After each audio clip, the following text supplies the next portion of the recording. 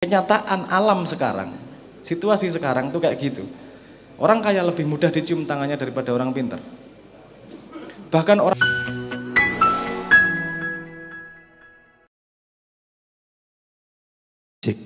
Oke Mas, nama dari mana ya? Oke, tepangaken kula Jembar saking Gedhek Mojokerto. Pertanyaan kula niki kula namung sakjane niki nagih ten simbah sakjane. Nagih nika pertanyaan ingkang padang bulan beberapa bulan kan nate simbah maringi PR tentang niki lho. Ayat saderenge ayat kursi niku lho. Ya ayyuhalladzina amanu anfiqu mimma razaqnakum min qabli ayati yaumul la bai'u fihi wala khullatu wala syafa'ah. Nah, dalam hal ini kan sekarang kan momennya Maulid Nabi. Lah, di ayat itu ada wala syafa'ah.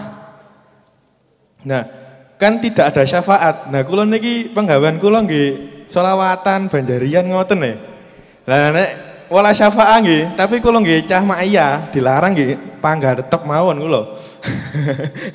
Aku mau Al-Baqarah ya? Nggih. Al-Baqarah berapa? Ingat. 1224. 224 Nggih. ya. Nah, ini menawi mangke Pak Saiful nopo Mas Abrang menanggapi tentang itu karena kula nggih dalam sholawat nih nggih kadang kok ono syafaat tapi nggih kula nggih wis aku cinta nang Kanjeng Nabi wis gak ngurus pokoknya rindu Kanjeng Nabi wis sholawat hati-hati cinta ngoten mawon tapi kan ten Quran enten wala syafaah niku lho. Nah niku sajane kula pengen nagih ten Banun soalnya niku damel PR. Kula mboten semerap. Nggih menawi niku saged ditanggapi kalih Cak Saiful napa lintune. Matur suwun. Oke, terima kasih. Al-Baqarah 224. Oke, wes lanjut dulu. Assalamualaikum warahmatullahi wabarakatuh. Oke, nama Muhammad Dikri Al-Hakiki saking Denanyar. Kula badhe tanglet tirakate Banun niku pripun kok saged dicintai umat sementen katane ngoten.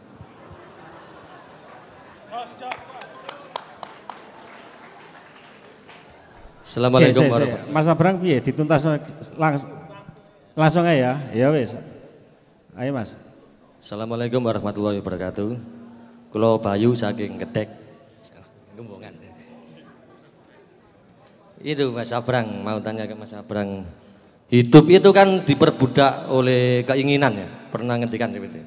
Ya, cara manajemen keinginan biar tidak memperbudak hidup kita itu gimana tipsnya Mas Abrang? Ya. Pun ngoten mawon. Assalamualaikum warahmatullahi wabarakatuh. Assalamualaikum warahmatullahi wabarakatuh. Aku Yusron teko Sidoarjo Cak Sabrang. Gini saya ingin tahu pendapat Cak Sabrang terkait makna hidayah dan perbedaannya dengan apa yang kita cari dalam hidayah itu perbedaannya dengan pola. Yang saya maksudkan hidayah itu ya opo sing dilakoni itu karena latihan sehari-hari, karena kebiasaan yang kita bangun dan kita laksanakan setiap harinya seperti itu. Ya cuman itu. Terima kasih. Assalamualaikum warahmatullahi wabarakatuh. Bismillahirrahmanirrahim. Assalamualaikum warahmatullahi wabarakatuh. Perkenalkan, nama saya Andi Muhammad Noval Rivaldo dari Bone, Sulawesi Selatan.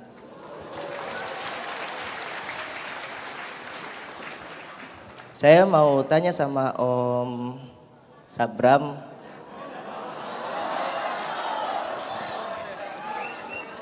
Ini sedikit informasi saja nah. Suku Bugis, saya kebetulan asli orang Bugis nah. Kalau orang Bugis itu kalau bermasalah sama tetangganya kah, sama teman, nah itu kalau menyangkut harga dirinya itu dendam. Nah, bagaimana ini kalau supaya sifat buruk kita itu tidak mendarah daging lagi? Begitu. Terima kasih. Assalamualaikum warahmatullahi wabarakatuh.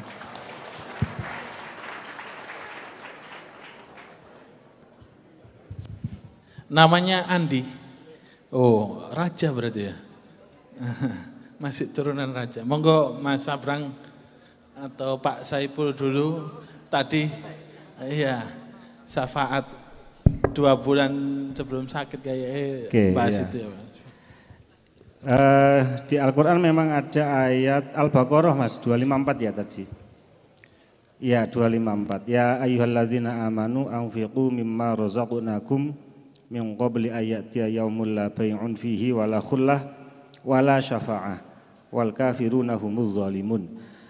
Ini saya tidak pasti akan menjelaskan secara akurat ya konteksnya, karena ayat ini kan terakhirnya wal kafiruna humuz zalimun, berarti ini konteksnya adalah ditujukan kepada orang-orang kafir yang berbuat zalim. Nah kemudian syafaat di situ kan bisa maknanya banyak, bisa syafaat dalam konteks pengertian yang diberikan Nabi kepada umatnya, atau syafaat dalam arti pengampunan atau pertolongan dari Allah. Nah, kita harus bisa meneliti dan mencermati keseluruhan dari konteks atau isi ayat itu. Jadi ayat ini ditujukan kepada orang-orang beriman agar membelanjakan harta benda mereka di jalan Allah dari sebagian rezeki yang telah diberikan Allah kepada kita. Nah ini yang menarik, sebelum datang hari yang pada hari itu tidak ada jual beli. Jadi ketika yaumun, hari la bai'un, tidak ada jual beli di hari itu, wala khullatun, dan tidak ada lagi wala khullatun wala syafa'ah, dan tidak ada lagi pertolongan, dan tidak ada syafaat yang bisa diberikan. Ya artinya orang-orang itu sudah berada dalam situasi di mana praktek jual beli, manfaat jual beli sudah tidak berlaku lagi karena sudah melampaui masa-masa ketika mereka hidup di dunia. Sehingga tidak bisa saling untuk mengharapkan pertolongan kecuali syafaat yang diberikan oleh Nabi. Jadi kalau tidak ada syafaat itu harus kita pastikan konteksnya apa dulu. Gitu. Kalau tidak ada syafaat Nabi ya orang mungkin wong Nabi itu satu-satunya makhluk, satu-satunya kekasih Allah yang diberi hak prerogatif untuk memberikan syafaat. Nah di konteks yang lain Al-Quran yang kita baca, yang kita deres, yang kita pelajari tadi sebagaimana disampaikan Buya itu juga bisa menjadi syafaat.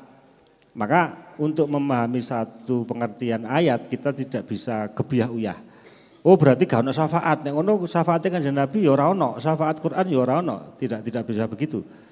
Gitu. Bahkan antar sesama orang mukmin seperti kita misalnya berkumpul dalam situasi seperti ini, pada saat tertentu ketika Allah mengizinkan itu juga bisa saling memberikan kesaksian sehingga akan bisa meringankan dosa dan kesalahan ketika di hadapan Allah. Nah itu juga bentuk bagian dari syafaat yang diizinkan oleh Allah. Tapi satu-satunya pihak yang ditunjuk oleh Allah untuk memberikan syafaat itu hanya Nabi Muhammad. Saya pikir itu satu penjelasan yang nanti bisa kita perdalam lagi ya di sesi berikutnya di pengajian Padang Bulan pada masa-masa yang akan datang. Pengantin Mas Amin. Langsung ke pertanyaan kedua. Mas Indonesia yang tadi jaketnya merah. Iya, Tirakat. Fikri. Iya. Rikri. Oh Zikri. Ya. Tirakatnya apa Bang? Mbah Nun. Iya, Gus Zikri.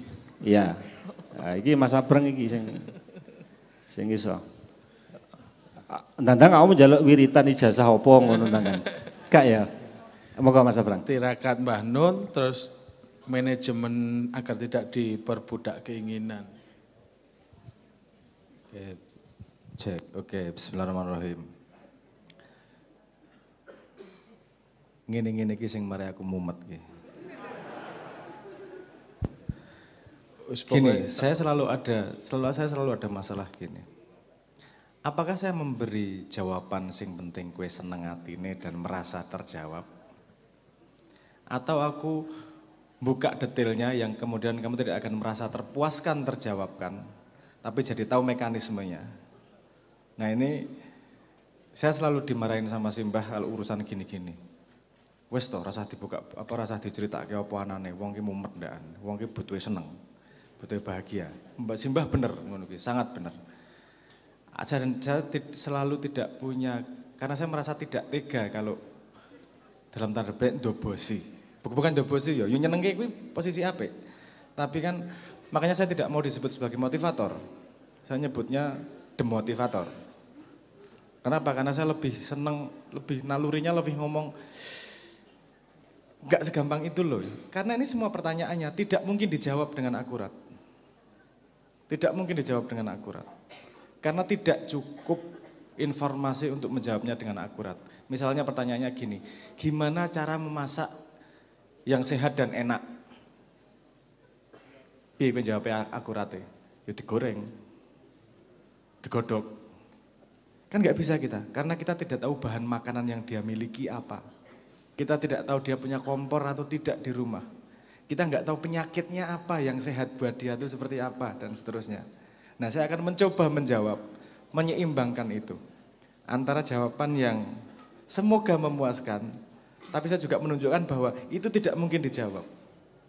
Gini misalnya ada, tirakate Simbah untuk dicintai orang banyak itu gimana? Iki wis wangel banget gini, dicintai orang banyak iki piye parameternya? Karena yang Anda lihat dicintai orang banyak adalah orang-orang yang mencintai Simbah. Jangan lupa loh, Simbah juga dibenci oleh orang banyak. Banyak yang tidak suka juga sama Simbah. Ketika saya gini, oke, wis lah rasa mumet jaluk wirite, oke. Nek wirite Simbah adalah kemudian dicintai orang banyak tapi juga dihujat oleh orang banyak, siap nanggung ra engko kecewa. Gelem penak etok ora gelem apa jenenge efek sampingnya, kan gitu. Nah, jenengan jadi paham toh saya susah jawab piye. Karena yang saya tidak mungkin memberi yang Anda harapkan tanpa efek samping yang harus saya ceritakan. Kalau efek samping yang lain harus saya ceritakan, yang saya ceritakan yang lain, nanti Anda jadi merasa tidak terjawab juga. Jadi gini, Anda mau melakukan apa saja, itu pasti ada yang mencintai dan pasti ada yang tidak suka. Pasti, wes. Kalau Tuhan aja ada yang enggak Kanjeng Nabi aja ada yang enggak seneng dan ada yang mencintai. Artinya kita mau dicintai semua orang tanpa ada yang membenci, itu sangat susah. Menurut saya hanya satu orang yang sangat susah dibenci. Mr. Bean. Angel banget iku membenci niki alasane apa? Apa? Filmnya ya ora ngomong apa-apa, pokok-pokok dhewe gitu. Kan membenci ki alasane apa kan? Karena saya jarang melihat ada komen di YouTube yang menghujat Mr. Bean itu sangat jarang. Itu lagi wong iki ra tau wirite apa iki. Bener kok wirite karo takon Mr. Bean jane. Beda. Wis sing luwih bener nek arep ngomong. Karena Anda tahu sendiri, Simbah kadang-kadang difitnah, dipotong-potong dan dibenci sedemikian rupa di sosial media juga. Walaupun yang mencintai juga tidak sedikit juga. Saya hanya berani mengatakan begini. Kalau saya melihat pola ke belakang, orang-orang yang dicintai sungguh-sungguh, tapi juga pasti ada yang tidak suka sungguh-sungguh. Itu karena dia memegang sebuah prinsip sungguh-sungguh. Manusia itu punya kebutuhan yang ini Anda dimanfaatkan dalam hidup untuk politik, untuk bisnis, bahkan dalam agama. Manusia itu punya kebutuhan dasar untuk percaya pada sesuatu. Wes itu kebutuhan dasar, nggak bisa ngapa-ngapain dia. Dia pasti akan mencari yang dia percaya. Mbuh agama, mbuh pitik, mbuh wit, mbuh wis. Pokoknya dia pengen mencari sesuatu yang dia percaya. Nah kadang-kadang ada orang yang dengan sengaja meletakkan dirinya agar dipercaya oleh orang lain untuk tujuan tertentu. Karena kalau dia tidak dipercaya, tujuannya tidak tercapai. Contohnya lah, misalnya Anda di sini ada yang pernah ikut MLM. Malu ketemuan wong 3.000, ngomongnya meyakinkan banget, tahu percaya ya aku duit akeh bakalan. Manusia ketika dia sudah percaya, pasti gak terima nek kepercayaannya salah. Kan gitu. Nah, kalau saya melihat rumusnya Simbah itu tidak mencari dicintai orang. Simbah itu tidak mencari dibenci orang. Simbah hanya melakukan apa yang dia percaya sebagai paling baik yang bisa dia lakukan dan dia melakukan sungguh-sungguh.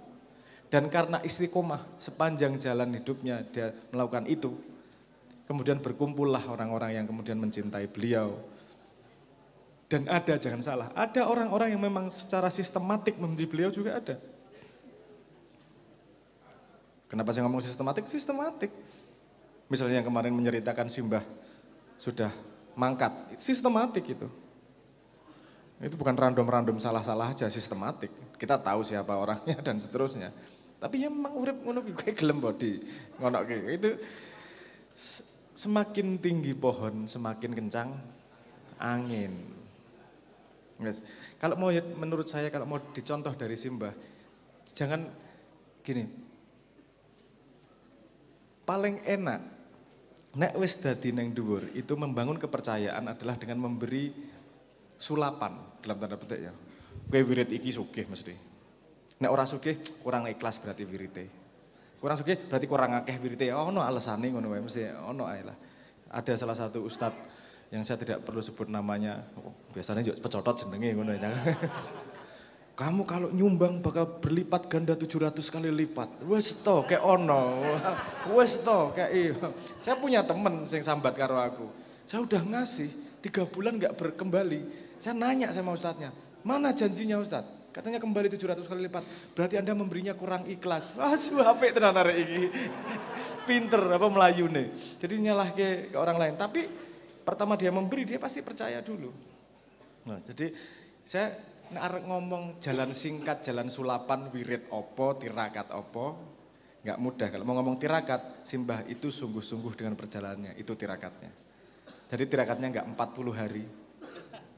Tirakatnya nggak apa namanya 7 selapan nggak gitu-gitu. Simbah tirakatnya seumur hidup. Dan kalau seumur hidup itu bukan tirakat namanya. Kalau seumur hidup itu namanya jalan hidup, prinsip hidup. Ada yang lebih tinggi dari tirakat itu prinsip hidup. Karena tidak hanya dilakukan 40 hari untuk mencapai sesuatu, tapi terus-menerus panjang hidupnya memang melakukan prinsip itu. Nah yang Simbah lakukan seperti itu. Dia sungguh-sungguh dengan apa yang dia percayai sebagai langkah terbaik saat itu. Walaupun kadang-kadang saya juga nggak setuju. Ojo nganggap aku setuju terus. Aku musuhnya Simbah. Banyak tidak setujunya saya. Tapi saya sadar betul bahwa Simbah melakukan itu tidak ada selain yang menurut dia adalah paling baik dilakukan saat itu.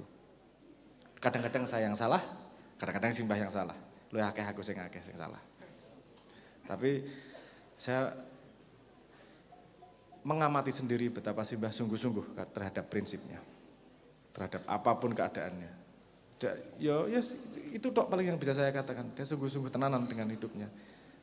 Jadi Simbah bisa mengatakan bahwa dia sudah hidup maksimal dengan prinsipnya sampai detik ini. Dan tidak banyak dari kita yang berani ngomong kayak gitu. Yang bisa berhak ngomong kayak gitu.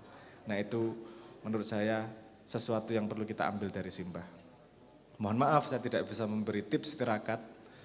Tapi nek kowe pengen tirakat juga jajal gandul ning wit 40 dina aja medun mangan apa senenge buah-buahan yang tidak menyentuh tanah. Jajal wae. Engko hasilnya apa aja aku sing tanggung jawab. Yang kedua tadi apa? Diperbudak keinginan manajemen. Diperbudak keinginan. Iki kan aku yo angel jawab iki. Gimana agar tidak diperbudak keinginan? Anda tahu keinginan itu memperbudak. Anda tahu keinginan itu mana. Agar tidak diperbudak keinginan, ya jangan diperbudak keinginan. Kan sederhana ngono. Piye carane ya ora, rada kowe anak buahku dudu juraganku kan tinggal gitu toh piye. Aku bingung sing tok goleki piye. Tip-tipnya. Tip sederhana agar tidak diperbudak keinginan. Karena selama hidup kita masih punya keinginan, paling mudah menghilangkan keinginan adalah tidak hidup. Oke, tapi mungkin apa namanya? Yo, itu tips termudah ya. Apakah itu menghasilkan surga atau neraka kan tidak kita bahas ya. Jadi tips termudahnya yaitu. Tapi kalau tidak mau mengambil itu mungkin ada teknik lain. Kamu kalau punya keinginan biasanya banyak. A, B, C, D, E. Agar tidak diperbudak, pastikan kamu yang memilih keinginan mana yang mau dipenuhi. Gue pengen apa? Pengen sugih, pengen bojo aneh, pengen segala macam, wes pilih. Oke, agar kamu tidak diperbudak, aku iki milih sing iki. Nek wes milih kan wis ora tidak diperbudak. Orang kamu yang punya kesadaran pengen itu. Paham ya maksud saya? Kalau sudah memilih, milih yang mana? Nah ini pertimbangan lain lagi. Milih yang mana? Jangan memilih keinginan yang bodoh. Keinginan bodoh itu gimana sih? Kita udah pernah cerita ya tentang metrik kebodohan, udah pernah cerita? Belum ya? Bodoh, pinter, bandit, karo apa sebenarnya? Tidak berdaya. Gini, keinginan itu dia masuk satu dari 4 kategori ini. Keinginanmu itu kalau terpenuhi, dia baik untukmu tapi buruk untuk orang lain. Itu namanya bandit. Baik untukmu tapi buruk untuk orang banyak. Salah satu contohnya korupsi. Dodolan panganan ora sehat. Apa bikin judi online. Gue ngerti dia. Gue rasa diperbudak. Iki diperbudak Zeus HP, diperbudak area-area kok. Diperbudak keinginan. Ya Allah Zeus. Nyembahi karo Zeus ora metu-metu ya. Itu tadi, keinginan itu masuk pada 4 kategori. Kalau Anda bisa memastikan dia kategori yang mana, pilih yang kategorinya tepat. Pertama, keinginan yang baik untukmu, tapi buruk untuk orang lain, itu keinginan yang menjadikan Anda bandit. Kalau keinginannya baik untuk orang banyak, tapi buruk untukmu, itu namanya kamu nggak berdaya. Kamu memberi sedekah sampai anakmu raiso mangan, itu namanya tidak berdaya. Anda tidak berdaya terhadap apa? Terhadap konsep. Kamu diperbudak konsep nih. Karena hasilnya jelas, buruk untuk keluargamu dan kamu, walaupun baik untuk banyak orang. Saya nggak percaya bahwa itu baik. Wong tanggung jawab utamamu diri dan keluarga kok. Itu dulu nomor 1. Sing bodoh itu keinginan yang buruk untukmu dan buruk untuk orang banyak. Wes elek nggo kowe, elek nggo wong akeh. Trek-trekan ning dalan ngono kuwi. Nek tiba mati ganggu wong liya. Wis buruk untukmu. Buruk untuk orang banyak. Ngopo mau lakoni? Kuwi double-double. Cari keinginan yang baik untukmu, tapi juga baik untuk orang banyak. Nah, nek kuwi kecanda yang impactmu sangat besar. Hasilnya karena baik untuk orang banyak. Kalau tidak tercapai, ganjaranmu besar karena niatmu tidak hanya untuk dirimu tapi juga untuk orang banyak. Wes menang karo menang itu. Anda punya banyak keinginan, mana ya yang kira-kira baik untukku tapi juga baik untuk orang banyak. Oke, aku pengen sugih. Oke, ngopo iki? Dodolan panganan. Piye carane apik nggo wong akeh? Panganane enak, murah, sehat dan seterusnya. Ngaten nggih? Semoga bisa menjawab. Kalau Anda sudah memilih iki ora, Anda tidak diperbudak. Anda yang memperbudak keinginan jadian. Ngaten. Oke. Berikutnya. Ya, sing usum saiki sindrom superhero, Superman. Nolong lali keluargane kira-kira ngono ya. Lagi usum ya. Sindrom superhero. Mas Amin Yohan. Iki pertanyaane arek-arek gak iso dijawab kaya 1+1.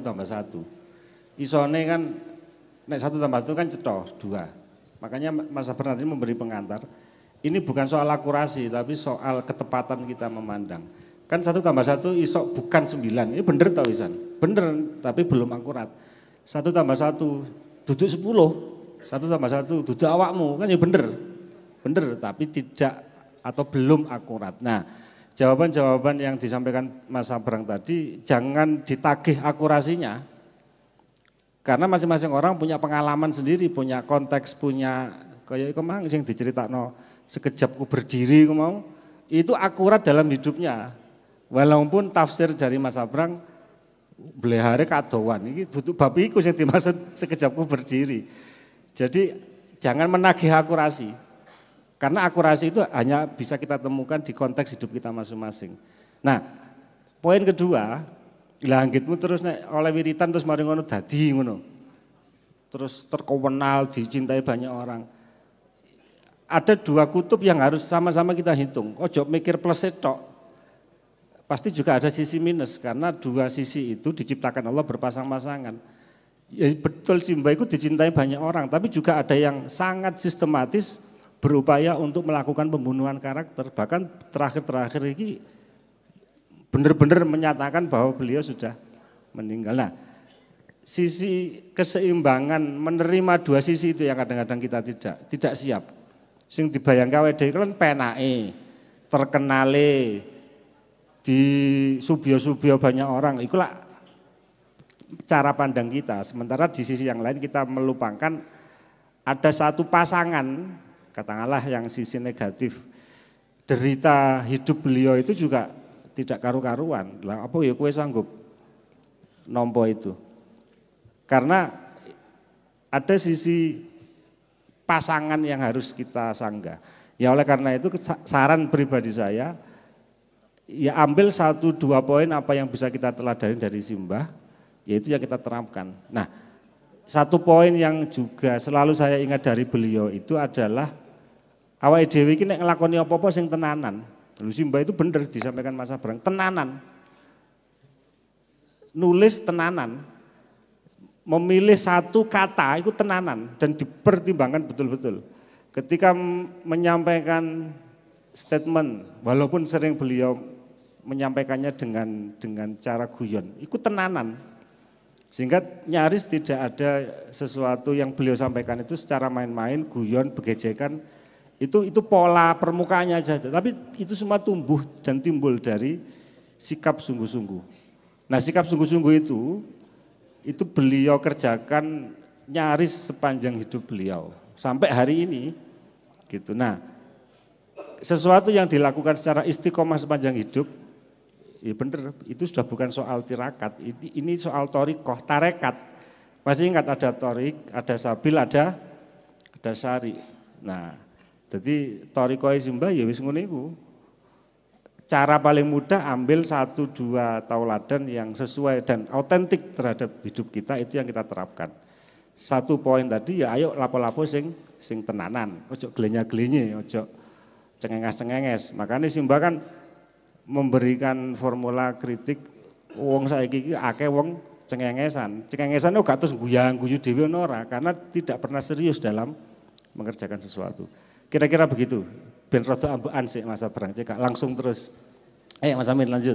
Iya, anune Mbah Nun, untuk seekor coro pun Tuhan serius kan ngono ya. Aku gak pantes sayangi. Sajane ono kaji hari senai. Ya, ya aku ngewangi memberi pencerahan, pencerahan. Mas Abrang itu membuka peta, iki kuadran 1, kuadran 2, kuadran 3, sampean silakan memilih. Sederhananya, ya apa cara iso dicintai banyak orang? Ya bagikan cintamu ke yang lainnya. Terutama nek wong wedok bagi-bagi apa duwe. Nek ning duwe bojo tukokno kuning-kuning kan ngono ya. Ngono ya Mbak ya. Bener Mbak ya? Nggih kandhane. Ya iku salah satu dicintai. Emas. Mas Abrang. Ora ngerti aku. Mas apa kowe ngomong kuning kuwi aku bingung tenan. Kunir apa DKI menir apa? Emas. Duduk Mas Abrang tapi. Ya. Banyak cerita terhadap keinginan barang hati-hati ya niku turuti sampean keinginan bojone turut. Ben objektif. Itu menjadi poin ya Mas Saipul ya, menjadi poin. Aku mau ikut sajane ya terkesima atau takjub atau ya apa ya karo Buya Yahya. Jadi Buya Yahya mau apa moco menata hati menjernihkan pikiran apa yang disampaikan gak jauh dari tagline-nya Padang Bulan ya. Dan itu kan yang menjadi poin bahwa di sini beliau cuman ngehno awakmu lah, ngehno. Nah, Mas Abrang iki seperti itulah. Jadi supaya sampean tambah ngeh oh iki lho ngono ya. Nah, terus selanjutnya iki Mas Saipul sampean nambahi sithik lah hidayah iki lho Mas Saipul. Hidayah, memaknai hidayah dan pola-polanya itu ya apa. Sampean sik lah. Iku mau ya apa aku gak pati hidayah. Sampean ulangi. Hidayah, Mbak Hidayah apa ning Hidayah? Iya, iku mau. Nggih, ngapunten Mas, ngapunten. Gini Pak, kalau misalkan dijelaskan dengan permisalan, ada dalam pikiran kita itu kepercayaan, maksudnya kepercayaan itu kita antara percaya dan nggak percaya dengan yang namanya agama, yang namanya Allah Subhanahu wa Ta'ala dan lain-lain. Tapi kita takut untuk meninggalkan itu. Itu yang saya alami dulu beberapa ke belakang seperti itu. Mungkin sampai hari ini juga seperti itu. Aku pengen gak duwe agama, aku pengen pindah nang agama liya. Tapi saya takut. Dan saya menyadari ketakutan itu adalah bagian daripada kepercayaan akan adanya agama itu.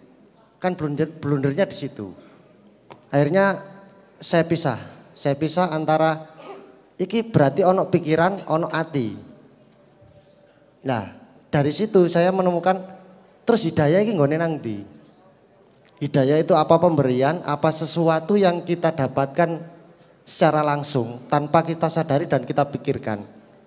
Atau yang kita latih setiap hari. Kalau kita latih, pada kenyataannya secara sadar saya takut untuk tidak beragama, untuk meninggalkan Allah, untuk tidak percaya dengan Allah, tapi saya sering bolong. Saya yakin teman-teman mungkin masih banyak yang seperti itu. Bolong sholatnya, bolong apa yang diwajibkan dalam agama seperti itu.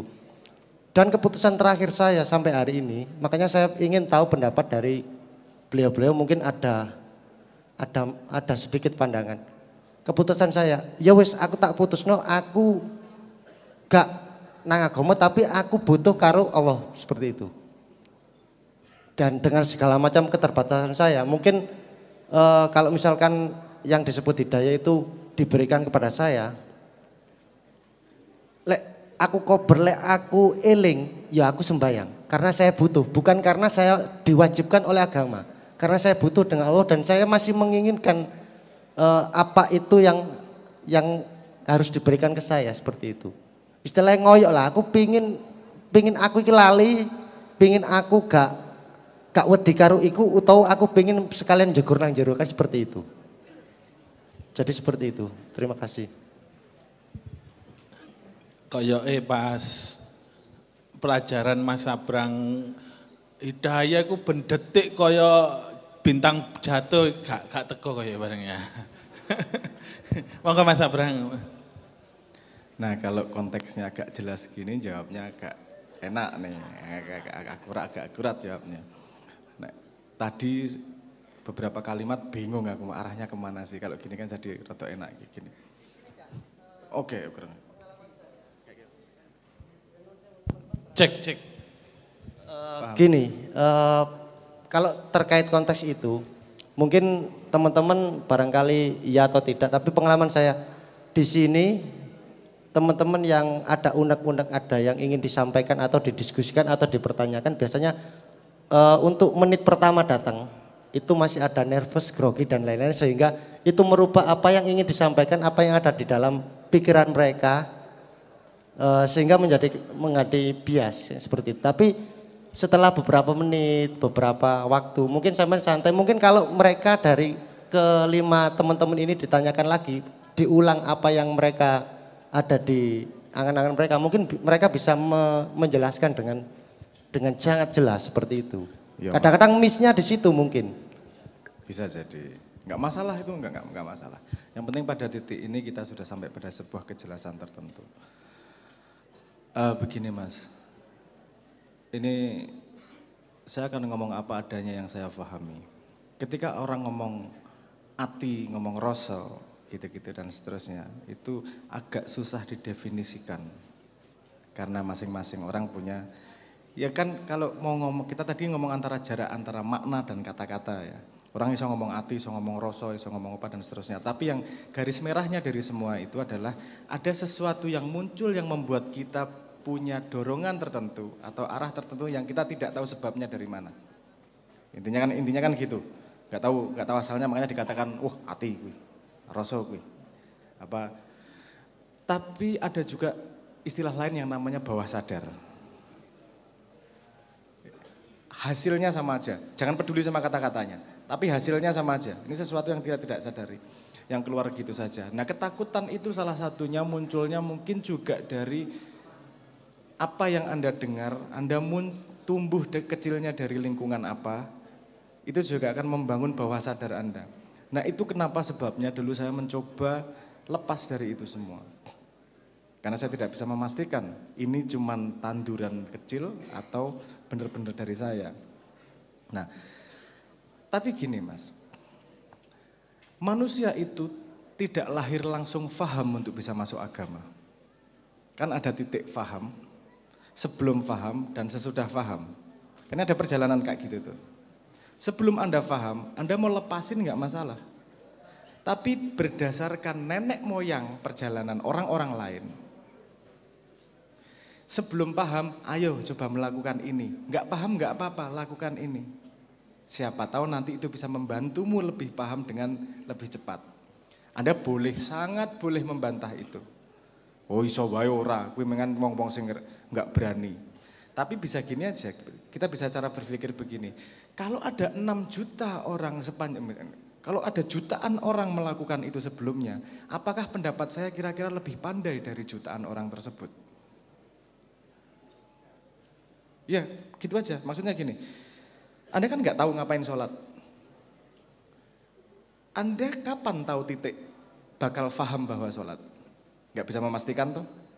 Oke, makanya ada orang pakai iman, saya nggak tahu kenapa sholat, saya tak sholat. Wes, sampai kemudian dia faham, dia melakukan sholat dengan faham, kefahaman. Ada yang belum faham melakukan. Saya tanya, ketika Anda SD, Anda faham nggak sekolah gunanya buat apa? Menyiksa, betul nggak? Kalau udah dikasih pilihan main atau sekolah, milih mana? Tapi misalnya Anda bener-bener main, sampai umur SMA, nggak pernah sekolah, hidupnya tersia-sia nggak? Segitu panjang ada kehilangan sesuatu yang namanya ilmu pengetahuan yang mereka bisa ambil. Jadi melakukan untuk mendapatkan sesuatu itu tidak harus dari posisi faham. Nah ini ayam sama telurnya tuh di sini nih. Banyaknya argumentasinya kan, aku kurang paham kok, nggak mau melakukan. Loh, gue melakukan dulu itu juga untuk paham, untuk menuju paham itu kadang-kadang. Nah, iki aku dikira Syah Siti Jenar nek ngomong soal iman itu juga bertingkat. Iman yang paling rendah adalah iman yang datang karena kamu tidak tahu. Iman yang nanti tinggi adalah datang dari ketika kamu tahu bahwa kamu tidak tahu. Oke, mikir rada angel ya. Oke gini. Misalnya gini, kamu beriman bahwa ada yang namanya laut. Saya nggak bisa keliling dunia loh, karena kata teman saya, kalau keliling dunia harus pakai kapal. Saya nggak pernah ke pantai, tapi aku percaya wae lah. Misalnya aku tak melaku neng ngendi-ngendi. Sampai akhirnya kamu benar-benar ketemu pantai. Terus mengelilingi, oh pantai kabeh, ternyata memang harus pakai kapal nih. Aku percaya, beriman pada kalimat tidak bisa muter dunia pakai kapal karena saya sudah mengalami ada loh limitasi manusia yang tidak bisa melewati laut kalau tidak pakai kapal. Paham gak maksud saya? Jadi manusia itu kadang-kadang melimit dirinya sendiri. Kalau Anda lihat di komen YouTube, wes to rasa ruwet-ruwet, rasa mikir, agama tinggal mengikuti kok. Itu enggak salah, karena mereka diberi kelebihan tidak perlu mikir banyak-banyak. Mungkin tidak bisa ya, mikir banyak-banyak. Jadi bagi mereka limitnya adalah wes ngetutke wae, karena tidak mampu memang otaknya. Tapi untuk otaknya yang mampu, kon ngetutke mesti ra trimo. Sampai dia ketemu sebuah titik di mana wes ora tekan ki aku. Di luar ini saya harus beriman. Karena ada titik limitasi dari manusia. Aku pengen menggambarkan peta iki. Nek apa jenenge paham atau tidak nek ora monggo ditanyain lebih lanjut. Kayak itu tadi hidayah datangnya dari mana? Anda pernah nggak mengalami gini? Lagi ngomong terus oh iya yo. Oh iya yo. Anda tahu informasi lama yang tidak tersambungkan satu sama lain, tiba-tiba tersambungkan. Satu titik entah di mana tiba-tiba tersambungkan menjadi faham. Warzukni fahma. Rezeki pemahaman bukanlah memberi kamu sesuatu yang baru, tapi sesuatu yang kamu miliki, tapi terkoneksi yang sebelumnya belum ada koneksinya. Tapi tidak akan bisa dikoneksikan kalau kamu tidak punya sesuatunya itu. Sholat nggak tahu ngapain, puasa nggak tahu ngapain, sholawat nggak tahu ngapain. Kalau nggak melakukan, apa yang dikonek? Tapi kalau misalnya sudah, karena saya tidak tahu, saya akan ngikuti yang lebih tahu, wis. Bisa jadi nanti kemudian setelah melakukan saya tidak setuju, bisa jadi saya setuju. Tapi saya belum bisa memutuskan karena saya belum melakukannya di situ. Wis, daripada aku tidak tahu kapan titik fahamnya, kosongnya ini ngapain nih? Arek ngapain kosongnya? Enggak bergerak kemana-mana juga kok. Ada sebuah metodologi yang namanya agama. Nah ini aku sering diantemin ya, aku ngomong agama itu ideologi. Apa metodologi? Metodologi, karena aku pernah ngomong ke sapa ya. Oh, nang Deddy Corbuzier kan saya ngomong. Saya bisa mengargumentasikan bahwa semua metodologi agama itu sebenarnya cara untuk mengontrol bawah sadar yang kamu tidak bisa kontrol. Mau jenenge bawah sadar kok. Gimana ngontrolnya? Gimana membentuknya? Nah, kita diberi sebuah metodologi yang ribuan tahun terbukti bisa. Yang kita tidak tahu sebabnya. Hah? Oh, BBM mungkin saya juga pernah ngomong, cuman di Dedi aku ngomong mau dipotong apa ora? Nang apa ono kayane. Saya ngomong begitu juga bahwa loh, ada yang bisa diajarkan lewat otak, namanya sekolahan. Tapi mengajarkan kamu untuk mengikuti kejujuran gimana? Semua ayat apal. Misalnya gini, semua ada nggak koruptor yang tidak tahu bahwa korupsi itu berdosa? Semua tahu kalau itu berdosa. Kalau urusan pengetahuan. Untuk mengajarkan pemahaman, itu kan makanya dari kecil diajari. Ngajarinya bukan pakai mulut, ngajarinya pakai contoh. Sehingga bawah sadarnya itu terbentuk. Nah kalau anak kecil itu masih dibentuk oleh orang tuanya. Makanya kalau orang tua nanya gimana pendidikan anak paling tepat, itu adalah dengan memberi contoh yang baik. Jangan ngajari ini tekan 10, kowe ngelakoni loro. Anak akan nangkepnya 2-nya, bukan 10-nya, pasti. Karena dia yang masuk bawah sadar itu tidak benar-benar bisa dia kontrol. Nyun sewu ya rada ruwet ya, tapi semoga bermanfaat. Artinya gini, agama itu mengarahkan dan mengajari kamu pada sesuatu dengan cara yang bermacam-macam. Kalau cara sekolah dengan ngajari dan dites. Kalau cara agama dengan cara membuat kamu melakukan sesuatu yang akan mempengaruhi bawah sadarmu, yang akan memberi efek pada hidupmu yang mungkin kamu tidak sadari sebabnya dari apa yang kamu lakukan. Ini tetap paham ya? Maksudnya paham ya? Apa namanya? Tidak ruwet-ruwet ya. Nah jadi ketika saya belum mau sholat, saya belum mau nih. Ya gak apa-apa kalau itu keputusanmu. Coba lihat, kamu melakukan itu keputusan 10 tahun, kamu majunya seberapa? Tambah paham atau enggak kira-kira?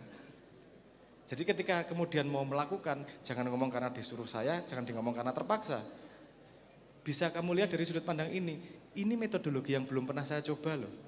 Siapa tahu metode ini bisa mempercepat pemahaman saya terhadap sholat tersebut.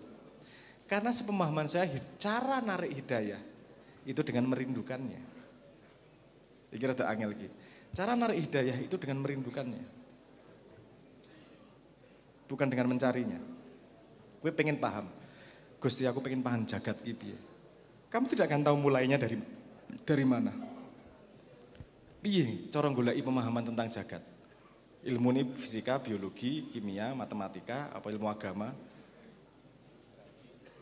Apa geografi, gak ngerti. Tapi kalau kamu merindukannya, seperti yang dikatakan Bu Yahya tadi, kita melihat dunia dengan cara tertentu. Ketika kamu sudah merindukannya, kamu akan melihat dunia dengan cara tertentu yang membuat informasi yang kamu butuhkan akan muncul sendiri. Makanya dari dulu saya bilang, wis toh Gusti Allah ki nyediake ilmu ning ngendi-ngendi. Cuman ketok apa ora ning kowe. Cara ketoke piye? Rindukan. Ada contoh empiris yang rindunya tanpa sengaja. Tanya ibu yang hamil. Ibu hamil itu ketika dia hamil, dia akan melihat banyak orang hamil.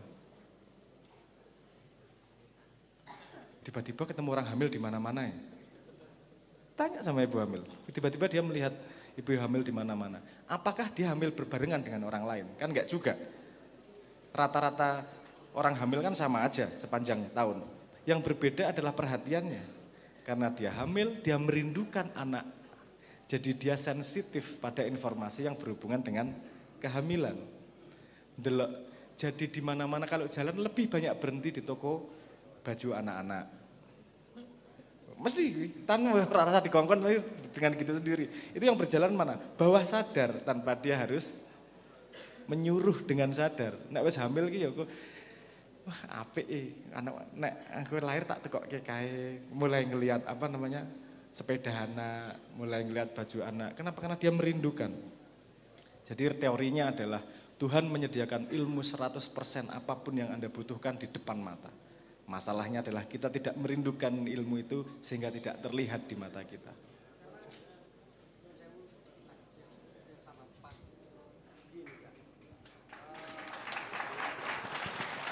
Oke Mas, Nyun Sewu sementara ditahan dulu karena kita juga harus berbagi durasi ya. Oke, wis.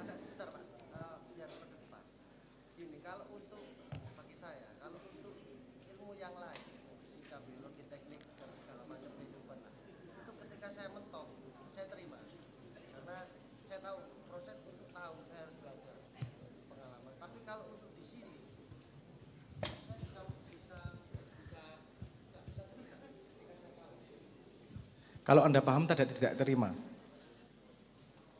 Terus kalau yang dicari bukan pemahaman, apa yang dicari? Kalau paham.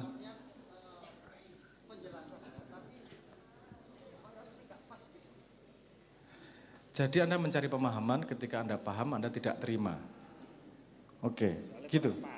Soalnya kurang pas buat Anda.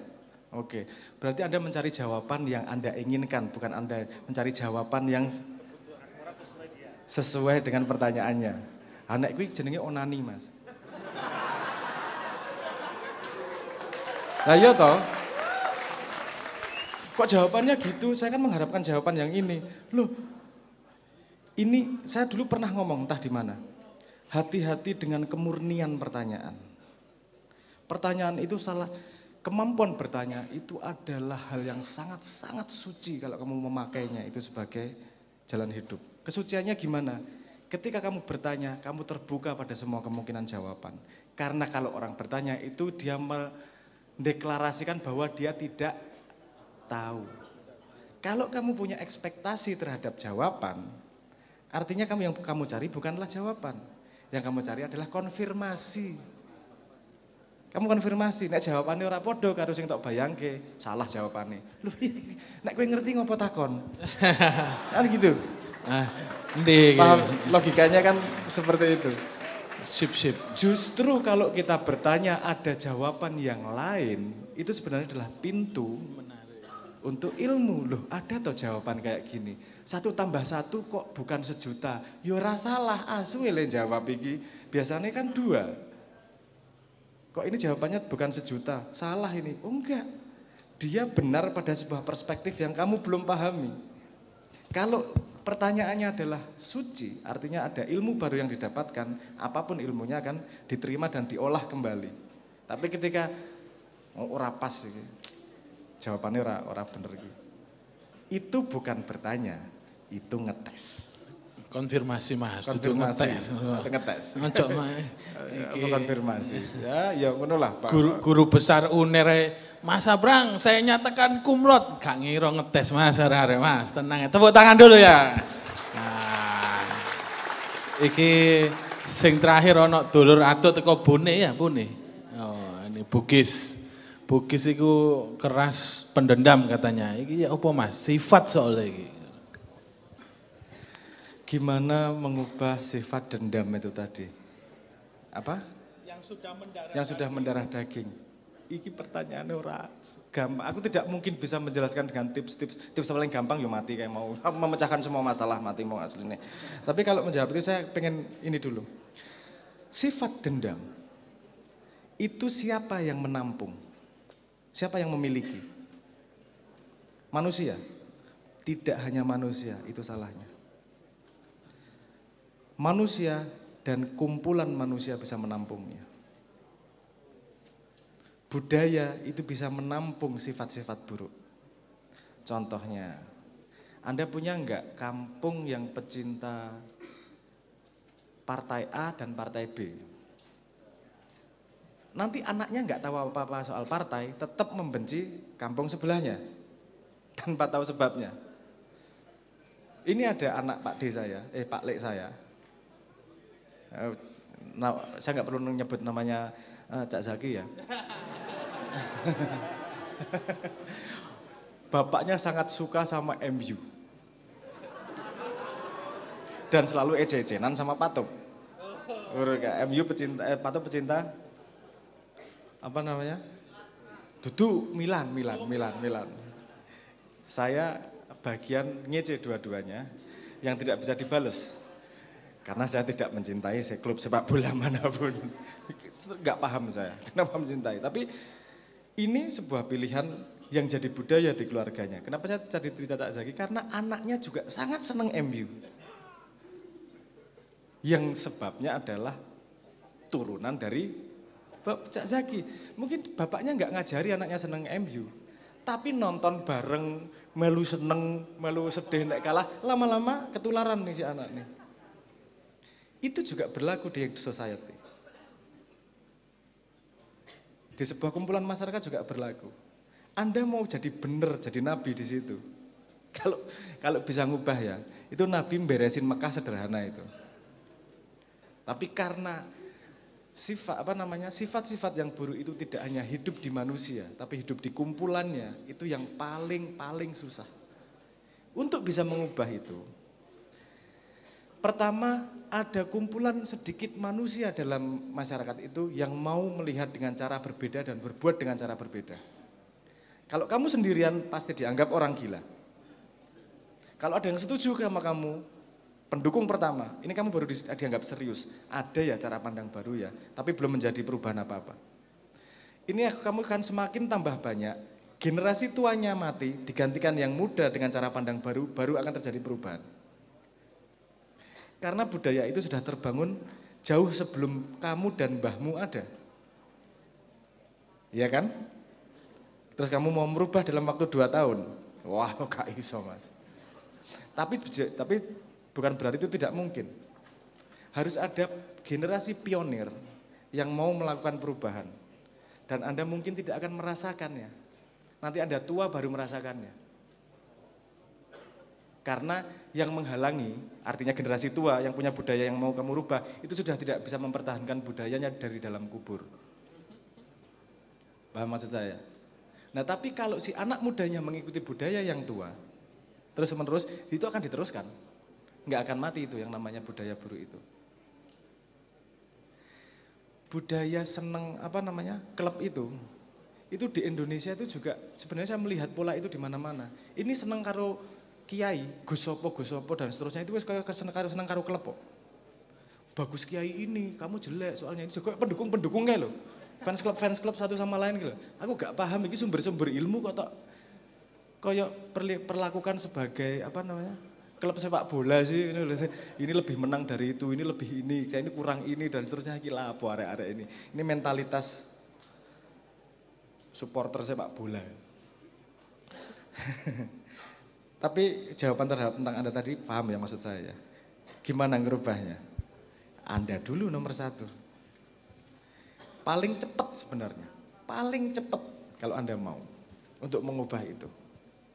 Anda jadi orang yang berpengaruh di kampung itu, di daerahmu. Kamu jadi kaya raya di situ. Nah, saya ngomong paling cepat loh ini. Jadi kaya raya, berpengaruh dan kamu bikin budaya baru. Karena semua yang pengen dekat sama kamu harus ikut budayamu. Kamu akan mempengaruhi dengan sangat cepat. Saya sadarnya belum lama juga itu. Makanya saya menyesal, ngopor aku golek sugih gitu, biyen asem gitu. Karena wong sugih salah pun tetap dicedhaki ya ora. Saya ngomong real ini. Realnya kayak gitu. Saya nggak ngomong bahwa saya setuju dengan duit. Kenyataan alam sekarang, situasi sekarang tuh kayak gitu. Orang kaya lebih mudah dicium tangannya daripada orang pintar. Bahkan orang bukan Islam pun memberi sumbangan ke pesantren akan mendapatkan gelar haji honoris causa. Aku yo ngakak ono beritane kuwi haji. Iki Islamnya dudu ya haji iki honoris causa ketok iki. Apa sebenarnya karena kekuatan uang itu tadi. Nah, masalah yang kamu bicarakan bukan hanya masalah di tempatmu. Ini masalah di Indonesia. Di mana-mana. Mungkin bukan spesifik urusan dendam. Menjaga martabat itu penting. Tapi cara memecahkan masalahnya bukan harus dendam-mendendam, bunuh-membunuh. Kalau saya selalu mengatakan, kalau ada orang salah sama kamu, maafkan. Maafkan sepenuhnya, tapi jangan lupakan namanya.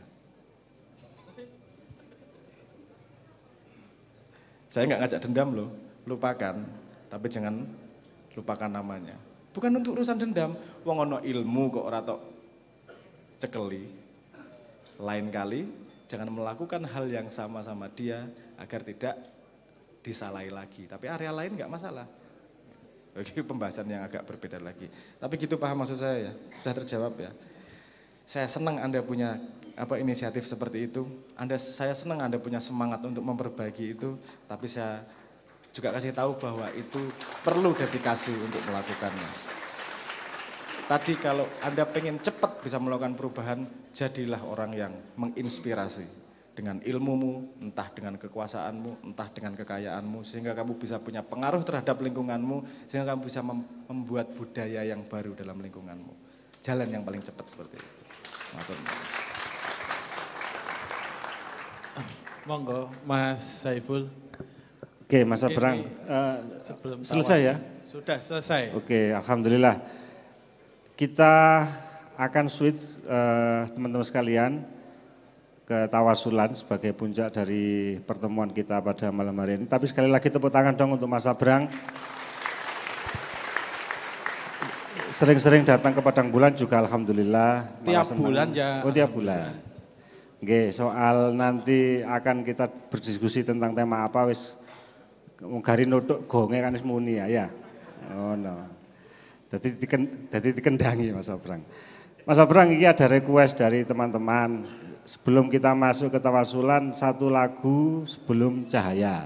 Iya rek sepakat ya? Iya, betul nggih Cak Majid nggih?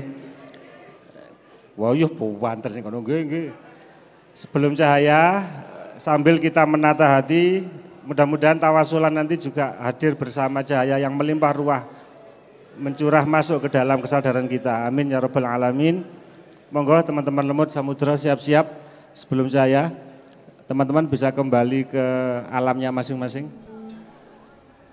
Nanti setelah satu lagu dari Mas Abrang kita masuk ke tawasulan bersama Cak Majid, Cak Sobirin dan juga konco-konco Lemut Samudra.